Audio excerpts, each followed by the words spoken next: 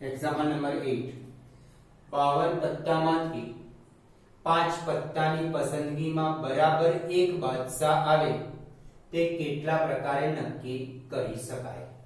હવે 52 પત્તામાં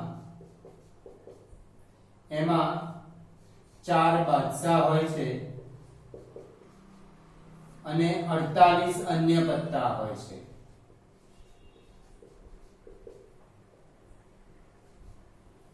હવે કુલ 5 પત્તા પસંદ કરવાના છે. એમાં 5 પત્તામાં એક બાદશાહ પસંદ કરવાનો છે એટલે 4 અન્ય પત્તા પસંદ કરવાના છે. બરાબર? તો 4 બાદશાહમાંથી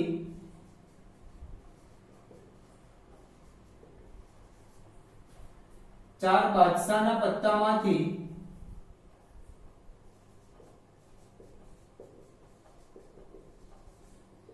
એક બાદશાહના પત્તાની પસંદગી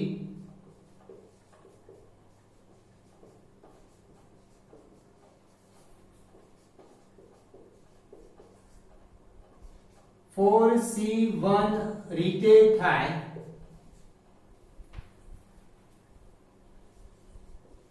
અન્ય 48 પત્તામાંથી 4 પત્તાની પસંદગી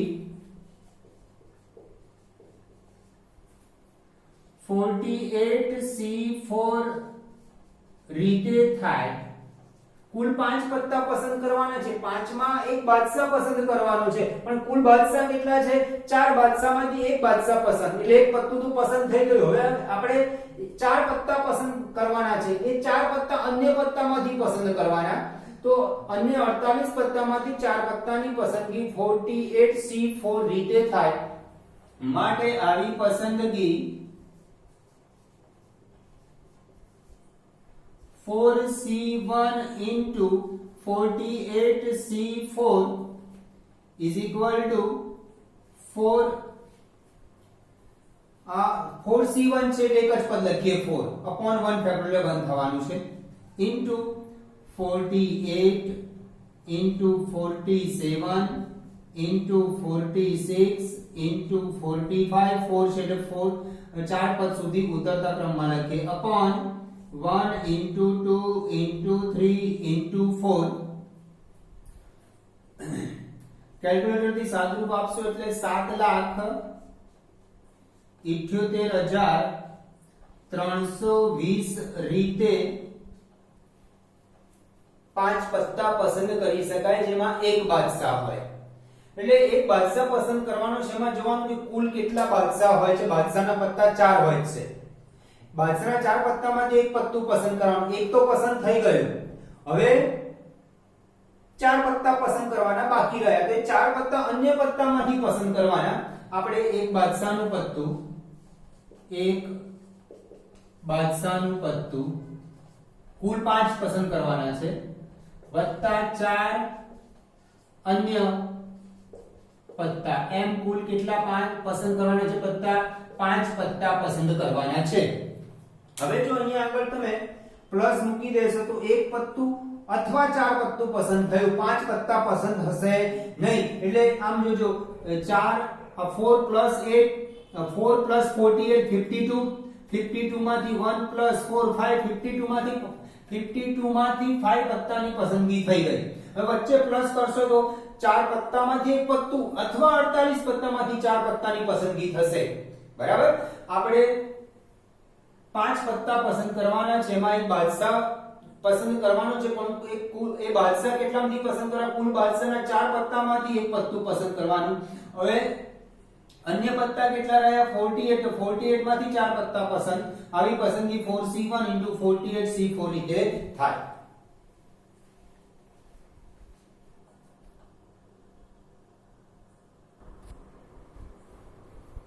એક્ઝામ્પલ નંબર 9 5 પુરુષો અને 4 સ્ત્રીઓને હારમાં એવી રીતે ગોઠવવા છે કે સ્ત્રીઓ યુગ્મ સ્થાન પર હોય. આવી કેટલી ગોઠવણી શક્ય બને? 5 પુરુષો છે,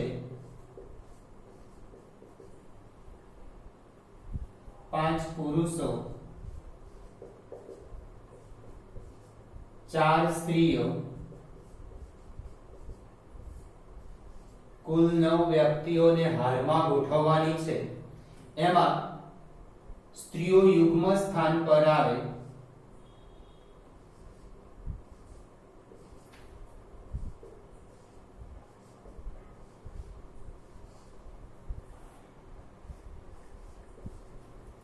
આ સ્ત્રીઓના સ્થાન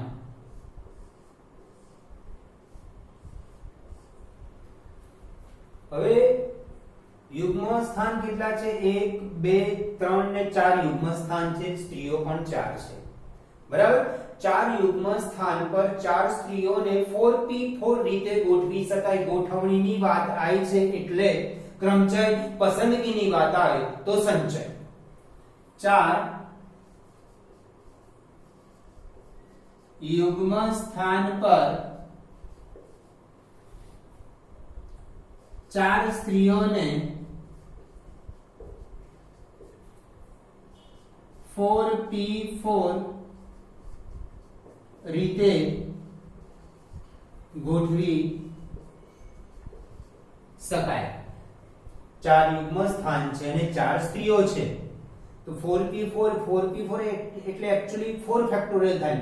4 ફેક્ટોરિયલ એટલે 1 2 3 4 એટલે 4 સ્ત્રીઓ અહીંયા 4 રીતે ગોઠવી શકાય. એક સ્ત્રી ગોઠવાઈ ગઈ, હવે રહી 3 સ્ત્રી. અહીંયા સ્ત્રીઓની પર આ સ્થાન માટે સ્ત્રીઓ 3 રીતે ગોઠવી શકાય. 2 ગોઠવાઈ ગઈ, હવે 2 રહી. આ સ્થાન માટે સ્ત્રીઓને 2 રીતે ગોઠવી શકાય. આ સ્થાન માટે એક સ્ત્રીને 1 રીતે ગોઠવી શકાય. 1 ગુણ્યા 2 ગુણ્યા 3 ગુણ્યા 4 એટલે 4 ફેક્ટોરિયલ થયું, બરાબર. ઓકે, બાકીના 5 સ્થાન પર 5 પુરુષોને 5p5 રીતે ગોઠવી શકાય. માટે ગણતરીના મૂળભૂત સિદ્ધાંત પ્રમાણે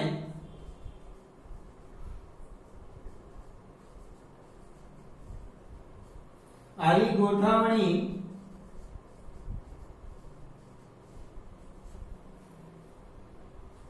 ની રીત બરાબર 4p4 into 5p5. હવે 5 સ્થાન રહ્યા છે ને એ સ્થાન માટે 5 પુરુષો રહ્યા છે, તો 5 સ્થાન પર 5 પુરુષોને 5p5 રીતે ગોઠવી શકાય.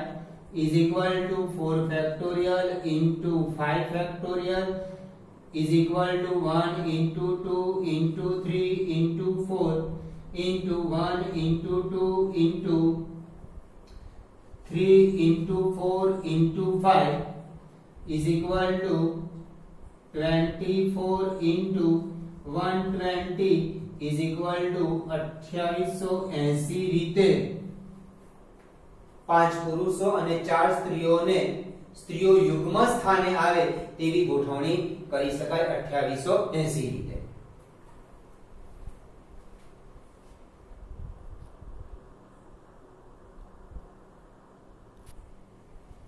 Example number 10. 25 વિદ્યાર્થીઓના વર્ગમાં 10 વિદ્યાર્થીઓને પર્યટન પર લઈ જવા માટે પસંદ કરવાના છે.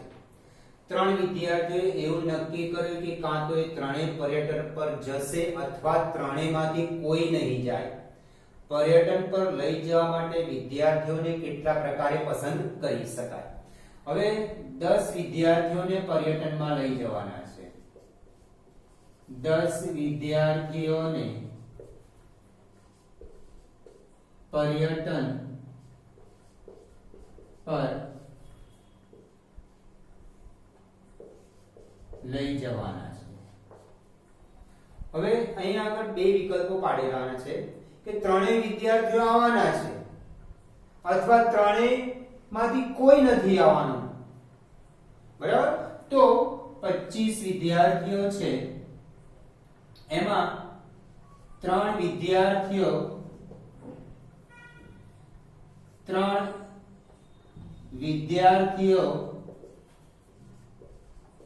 પર્યટનમાં જશે.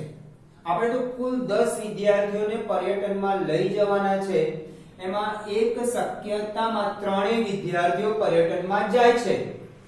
10 માંથી 3 તો જાય છે, હવે 7 જ પસંદ કરવાના બાકી રહ્યા. તો એ 7 ને આ 22 વિદ્યાર્થીઓમાંથી પસંદ કરવાના છે આપણે. બરાબર, એટલે કુલ 10 પસંદ થઈ ગયા. 3 વિદ્યાર્થીઓ જવાના છે. 10 માંથી 3 વિદ્યાર્થીઓ તો જવાના જ છે. હવે બીજા 7 બાકી રહ્યા. તો એ 7 વિદ્યાર્થીઓને 22 વિદ્યાર્થીઓમાંથી પસંદ કરીશું. તો ત્રણેય વિદ્યાર્થીઓને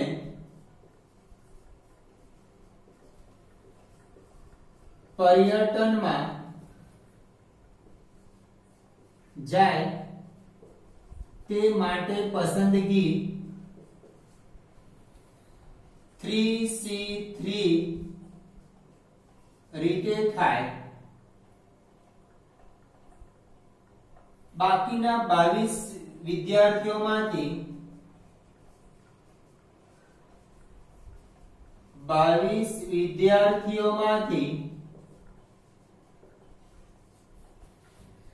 7 વિદ્યાર્થીઓની પસંદગી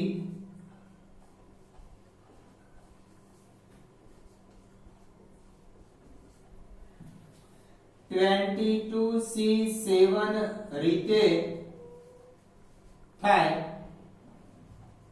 માટે આવી પસંદગી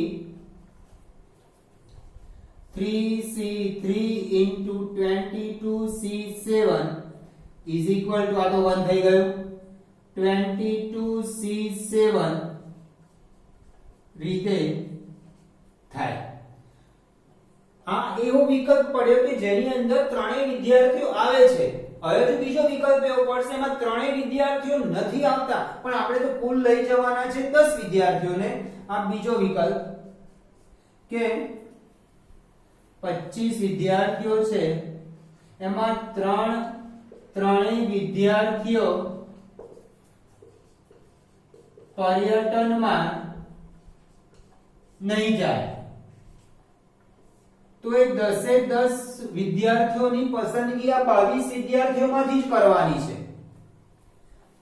ત્રણેય વિદ્યાર્થીઓ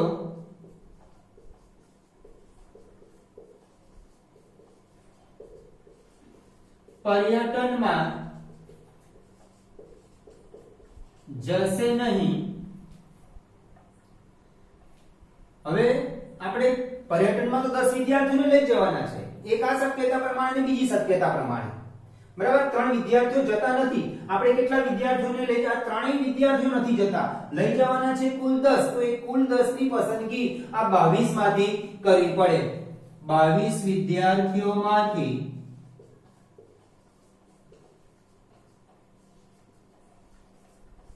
10 વિદ્યાર્થીઓની પસંદગી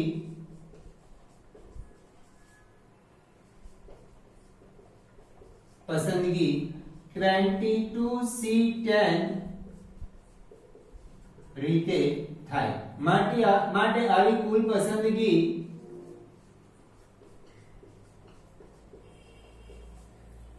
22C7 પ્લસ 22C10 રીતે થાય.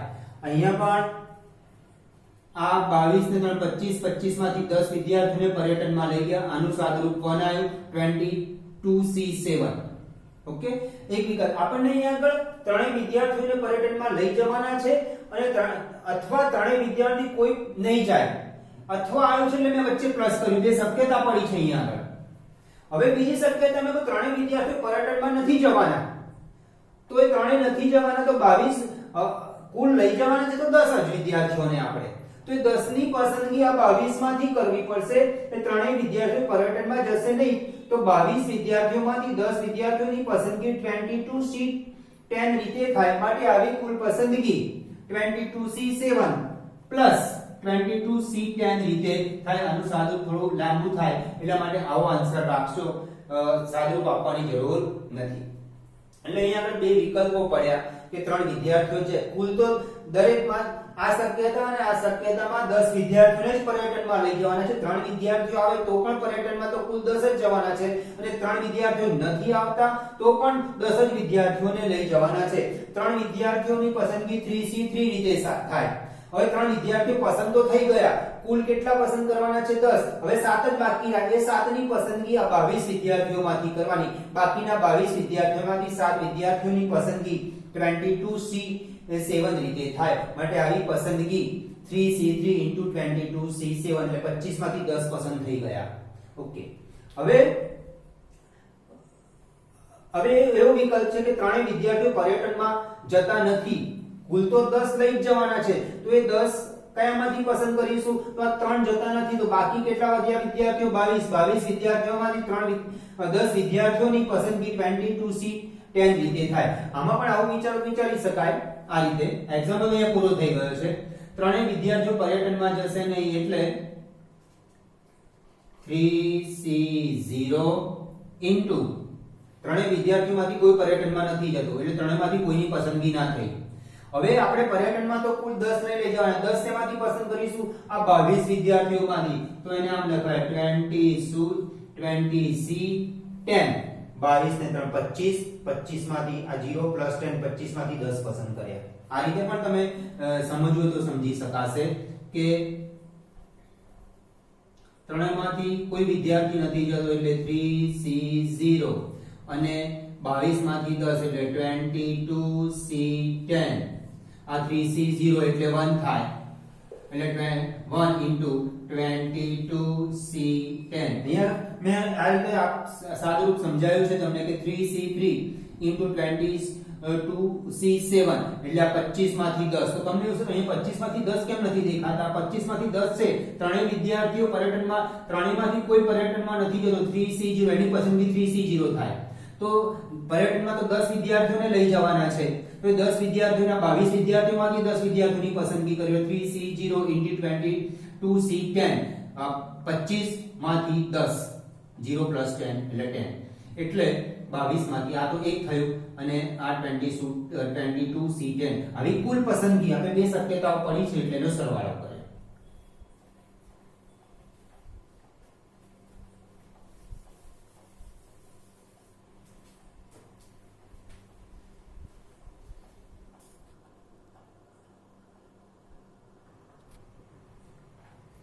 Example number 11.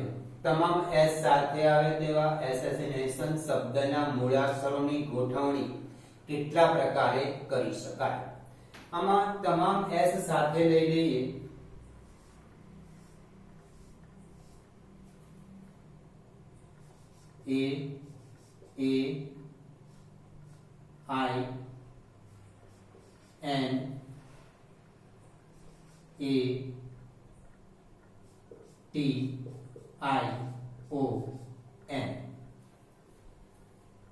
તમામ s ને સાથે રાખવાના,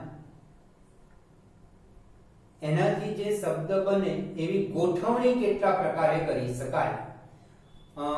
તમામ s ને એક જૂથ સમજી લઈએ. આ તમામ s ને એક જૂથ, આ 2 3 4 5 6 7 8 9 10. હવે આની અંદર એ 3 વખત છે, I 2 વખત છે, I 2 વખત છે અને N 2 વખત છે. તમામ s સાથે આવે તેવા આ તમામ s નું એક જૂથ બનાવી દઈએ. AAINA TION. તમામ s ને એક જૂથ સમજતા AAINATION ની ગોઠવણી 10 factorial upon 3 factorial into 2 factorial into 2 factorial is equal to calculator થી સાદુરૂપ આપશો એટલે 1,51,200 રીતે શબ્દો બનાવી શકાય, જેમાં બધા જ s તમામ s સાથે જ આવે છે અને તમામ s જે સાથે આવે છે તમામ s ને એક જૂથ સમજી લીધા છે એટલે આ એક અલગ મૂળાક્ષરો નથી, આ એક જ મૂળાક્ષર છે. 4s જે છે એક જ મૂળાક્ષર સમજી લેવાનું. 1 2 3 4 5 6 7 8 9 10 કુલ 10 મૂળાક્ષરો. પ્રમેય નંબર 3 પ્રમાણે કુલ આ બધા થઈને કુલ 10 મૂળાક્ષરો આને એક જ સમજ્યા છે એટલા માટે કુલ 10 મૂળાક્ષરો એટલે 10 ફેક્ટોરિયલ. એ કેટલી વખત છે? 1 2 3 વખત, n 2 વખત છે, i 2 વખત છે. એટલે પ્રમેય નંબર 3 પ્રમાણે સમસ્વરૂપ ક્રમચયોની ગોઠવણી 10n ફેક્ટોરિયલ અપોન જે રિપીટ થતા હોય એના ફેક્ટોરિયલ એ 3 વખત રિપીટ થાય છે તો 3 ફેક્ટોરિયલ, i 2 વખત રિપીટ થાય છે તો 2 ફેક્ટોરિયલ, n 2 વખત રિપીટ થાય છે તો 2 ફેક્ટોરિયલ. એટલે આનું સાદુરૂપ આપશો કેલ્ક્યુલેટરથી 1,51,200 શબ્દો બનાવી શકાય જેમાં તમામ s સાથે આવે. બીજું એવું થાય કે આ તમામ s જે સાથે આવે છે ને એની પણ અંદરો અંદર ગોઠવણી થાય. આ તો એક્ઝામ્પલ અહીંયા પૂરો થઈ ગયો. આ તો તમામ s આપ્યા છે એટલા માટે, નહીં તો તમને ક્વેશ્ચનમાં એવું કે બધા જ સ્વર સાથે આવે એવો હોય, એવો કોઈ ક્વેશ્ચન હોય તો એ સ્વરોની પાછી અંદરો અંદર ગોઠવણી બતાવવી પડે. અહીંયા તમામ s ની અંદરો અંદર ગોઠવણી એક્ચ્યુઅલી એવું થાય છે. કેટલા મૂળાક્ષરો છે? 4 મૂળાક્ષરો છે એટલે 4 ફેક્ટોરિયલ. પણ એ 4 એ 4 રિપીટ જ થાય છે એટલે 4 ફેક્ટોરિયલ ઇઝ ઇક્વલ ટુ 1. એટલે તમામ s ની એક્ચ્યુઅલી ગોઠવણી તો 1 રીતે જ થાય છે, પણ અહીંયા આ તમામ s ની જગ્યાએ કોઈકવાર એવું કે બધા જ સ્વર સાથે આવે તો એ સ્વરોની પણ ગોઠવણી સાથે લેવી પડે. ઇન્ટુ સ્વરોની અહીંયા ઇન્ટુ 1 લખવું પડે આપણે આ s ની ગોઠવણી માટે.